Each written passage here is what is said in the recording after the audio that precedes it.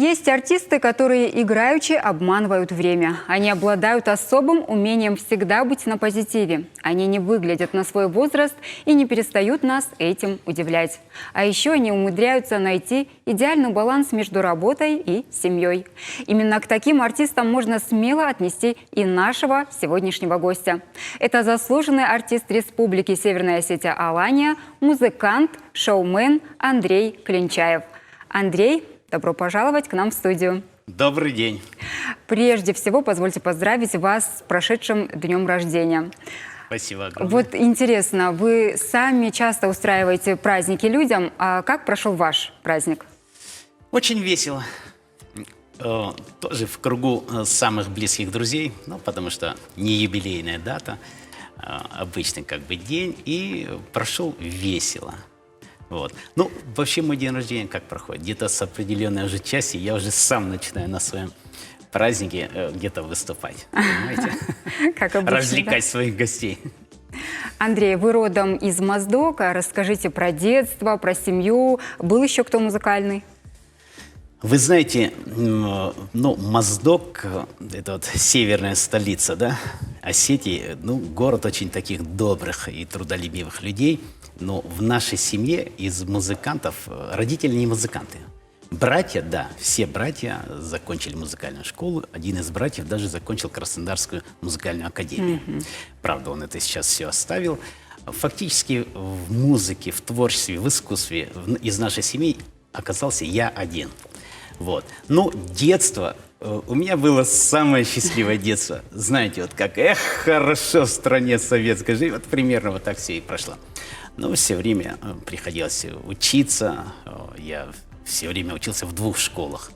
Даже, и кроме того, я всегда занимался спортом в детстве. Да, я где-то в глубине души мечтал стать спортсменом.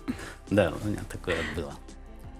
Но то, что музыка – ваше призвание, вы поняли, когда вас моздокский зритель принимал очень тепло. Я закончил музыкальную школу на фортепиано, и мне показалось, что это вот родители так хотели, чтобы я закончил. Я закрыл фортепиано и сказал, больше меня не тревожьте. Все, я вот хочу заниматься там легкой атлетикой и так далее. Вот, баскетболом. А потом совершенно случайно в город Моздок приехал оркестр. Оркестр — это были музыканты из Ростова. И там я первый раз увидел инструмент кларнет. Понимаете? И вот он меня заворожил вот своим звуком, такой вот бархатный звук. И я очень был удивлен. И родителей спросил, как сейчас помню, маму. Я говорю, вот на этом я бы учился. И тогда, на мое счастье, оказалось духовое отделение в Моздоке. И мой преподаватель был выпускник Московской консерватории Эмиль Максимilianов. И я у него уже закончил 2-ю музыкальную школу, то есть на кларнете. Вот. Ну, примерно так. А скажите, вот после школы в училище искусств какое отделение выбрали? Духовое. Духовое. И именно на кларнете я закончил училище, учился на кларнете, приехал сюда. Ну, я был с красным дипломом. То есть у меня все были 5. Вот. Но тут уровень, конечно, гораздо выше, чем в Моздоке. Вообще во Владикавказе уровень вот, культуры, музыки, да, уровень музыкантов, он гораздо выше вообще по всей России. Он отличается. Не имеет значения, пианисты или духовики, или скрипачи. Это вот тут очень такой высокий уровень. Вот. Но я поступил, учился. Был у меня такой период, что значит, после 1-го курса меня призвали в армию. Вот. 2 года я отслужил, служил на Дальнем Востоке.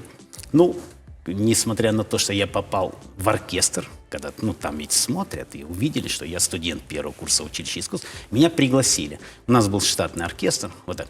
Но несмотря на это, у нас жизнь была по-настоящему армейской, то есть плац, маршировать, встречать, играть марши, ну и так далее. Андрей, в свое время вы очень часто гастролировали с заслуженным ансамблем «Арт», художественным руководителем которого была знаменитая Альбина Баева.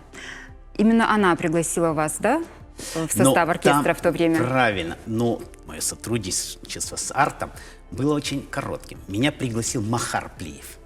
И все мои гастроли, вся вот эта вот гастрольная жизнь, она происходила с ансамблем «Иристон». Северо-Остинского Да, государственного да. университета. Махар Плиев, он хотел сделать какой-то, значит, добавить что-то, разбавить, да, в оркестр ансамбля «Иристон». И наш проект очень здорово сработал. И вот с ансамблем «Иристон» я объездил, в общем, очень много стран, и в том числе и по России. В ансамбле великолепная молодежь. Андрей, а как вы все успеваете? Вы ведь еще и в оркестре имени Кима Суанова? Да, меня пригласил Николай Кобоев, но это уже буквально недавно, относительно. Таких оркестров в России единицы. Вот в Российской Федерации, но на юге России вообще нет. То есть тут самый ближайший в Краснодаре, понимаете, там в Ростове, понимаете. И оркестр очень высокого уровня. Вот буквально в этом месяце приедет мировая джазовая звезда Беккер, и наш оркестр будет ему аккомпанировать, будет петь, исполнять хиты джазовые, также играть на трубе. Значит, заранее присылаются ноты, наш оркестр разучивает.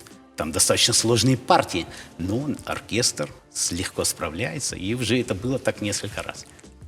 Андрей, в начале беседы я сказала, что вы относитесь к людям, которые не выглядят, а значит и не чувствуют себя на свой возраст.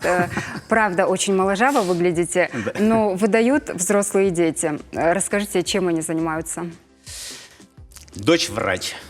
Дочь у меня врач. Она также преподаватель Московского медицинского университета. А сын юрист. Они в Москве. То есть по вашим стопам из них никто не пошел? Сын отказался. Он не захотел, буквально с детства, не захотел заниматься музыкой. А дочь занималась. Имела успехи 2 раза на конкурсе «Наши надежды». Это республиканский конкурс. Она как-то выиграла 2 раза гран-при. Но не захотела. Значит, далее решила, вот сама выбрала свою профессию. Так же, как и сын. Андрей, не буду вас мучить больше вопросами. Мы ждем музыкальный номер. Какое произведение нам подарите сегодня? Вот я с удовольствием хочу исполнить произведение.